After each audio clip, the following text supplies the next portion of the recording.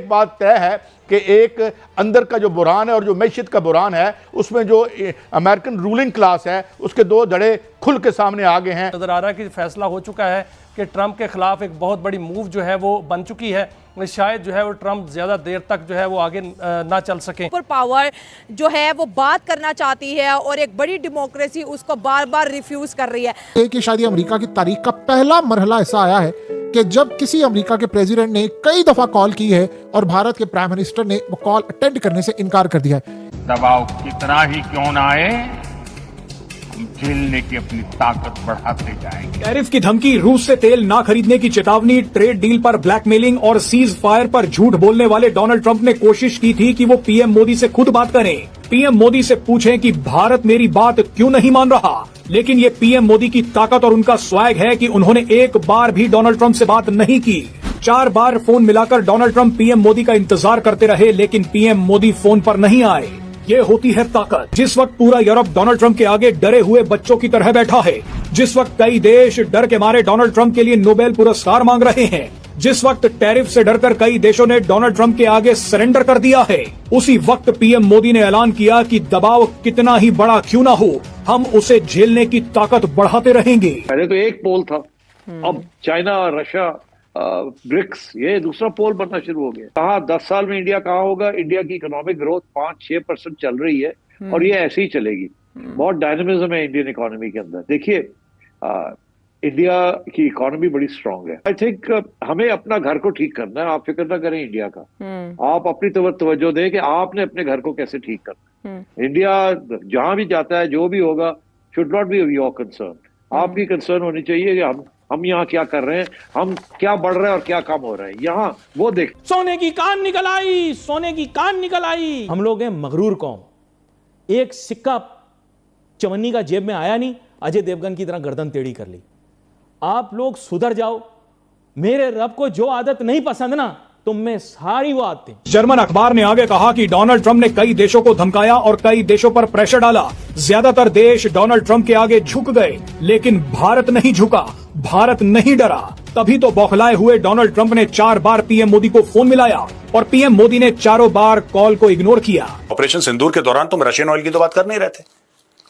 Russian oil की तुम बात नहीं कर रहे थे। रशियन ऑयल की बात तब करी जब मोदी जी ने तुम्हें वो 35 मिनट के फोन कॉल में तुम्हारी औकात नाप दी। सिंपल सी बात है दोस्तों, देसी में 35 मिनट का फोन कॉल हुआ मोदी जी और ट्रंप के बीच में। मोदी जी ने इसकी औकात नाप दी और मोदी जी ने पूछा, भाई तूने कब करवाया था सीज फायर, जो सबके सामने बोलता रहता, हमने तेरी इज्जत रख ली, हमने किसी के सामने कुछ नहीं बोला, ये तो दंदनाता फिर रहा भाई, मैंने करवाया। मैं तब से इसका मूड खराब हो गया, ये चिढ़ गया बहुत। और इसके अलावा आप देखें कि दीगर जो दुनिया है उसमें मालिक जो है वो अपने माशी बंदोबस्त कर चुके हैं। भारत की जहां तक बात है तो भारत जो है वो उसमें तो ये अब जंग मियां साहब तेज हो रही है और डॉलर के हवाले से भी हमने सुना। एक तो डॉलर पूरी दुनिया में 11% जो है का सब कम हो चुका है, उसकी करेंसी कदर जो है वो 11% गिरी है। और पाकिस्तान के अंदर भी जो है वो डॉलर जो है वो सस्ता होने के लिए बिल्कुल बेताब है। इसकी वो कीमत नहीं है जो मौजूदा कीमत है और इसको हम जो है धड़ाधड़ खरीद रहे हैं। हमें ये खरीदारी बंद करनी चाहिए। सोने की कान निकल आई, सोने की कान निकल आई। बोल रहे हो कि 200 अरब डॉलर से ज्यादा का सोना है किसमें? रिको डिक में, ठीक है। इससे पहले आपने कहा था सैंड डिक में बहुत पैसा है। रिको डिक में मिलने वाला सोना मेरे काम कब आएगा? क्या ये भी हब डैम के पानी की तरह तो नहीं है जो हर साल हमें बताया जाता है? क्यों भाई इजाज गलत बोल रहा हूं? हब डैम में पानी भर गया, 4 साल का पानी जखीरा, लेकिन मेरे नलके में भाई पानी नहीं आता, मुझे टैंकर ही खरीदना पड़ता।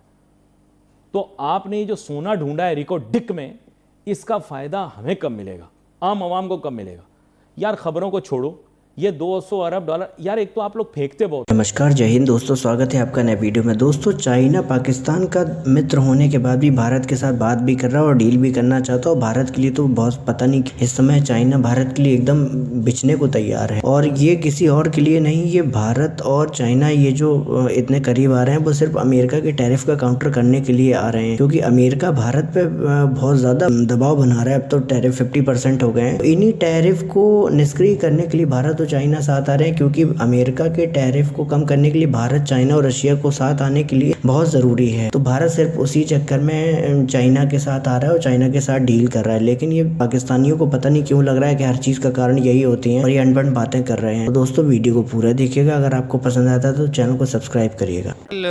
ट्रेड की बात की जाए, क्योंकि आपने जैसे कहा कि जो इंडियन इकोनॉमी है और यूएस इकोनॉमी है, और दोनों कंट्रीज़ जो है डेमोक्रेटिक पावर्स भी है वर्ल्ड की, तो क्योंकि इंडिया एक बहुत बड़ी इकोनॉमी है, world I think 3rd richest economy है, और तो यूएस की डिपेंडेंस और बाकी मुल्कों की डिपेंडेंस इंडिया के ऊपर काफ़ी ज़्यादा है।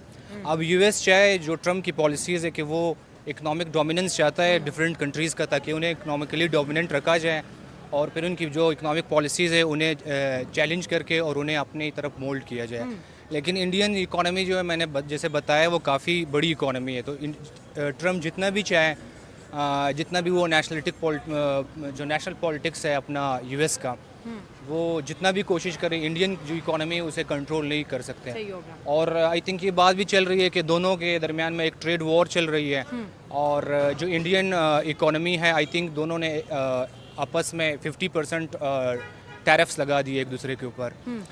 इस इतने बड़े टैरिफ्स के बावजूद, हालांकि चाइना का I think 40% tariff trade war हुआ था, इंडिया का 50% तक पहुंचा है, लेकिन स्टिल वो रेजिलेंट है।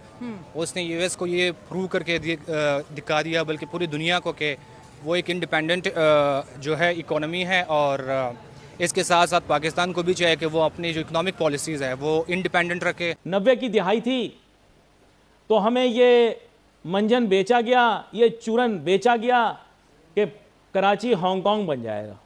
हाँ, आपको नहीं पता इस बात। कराची को इंटरनेशनल सिटी बनाएंगे, चलो भाई पूरा पाकिस्तान।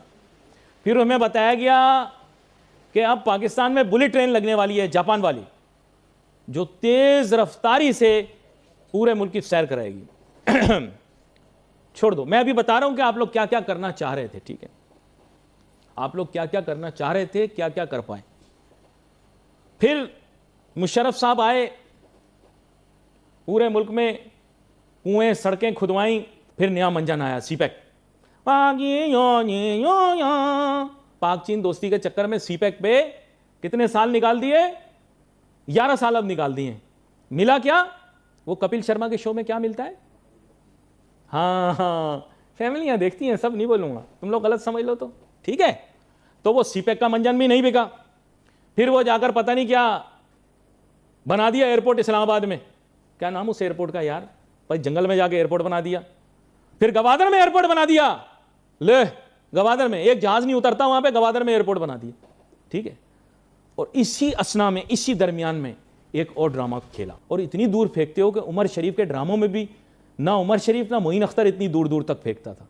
आप लोग ना बंदे के पुत्र बन जाओ।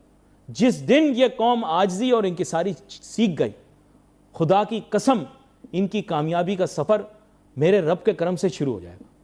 बताइए, जिस अहंकारी राष्ट्रपति के आगे पूरा यूरोप हाथ जोड़कर बैठा है, ट्रंप के बुलाने पर एक बार व्हाइट हाउस पहुंच रहा है, उसी ट्रंप को पीएम मोदी ने अपनी भी ताकत दिखा दी है और भारत की भी ताकत दिखा दी है। लेकिन आप ये समझ लीजिए कि पीएम मोदी तभी तक ताकत के साथ अमेरिका से लड़ते रहेंगे जब देश की जनता उनके साथ खड़ी रहेगी।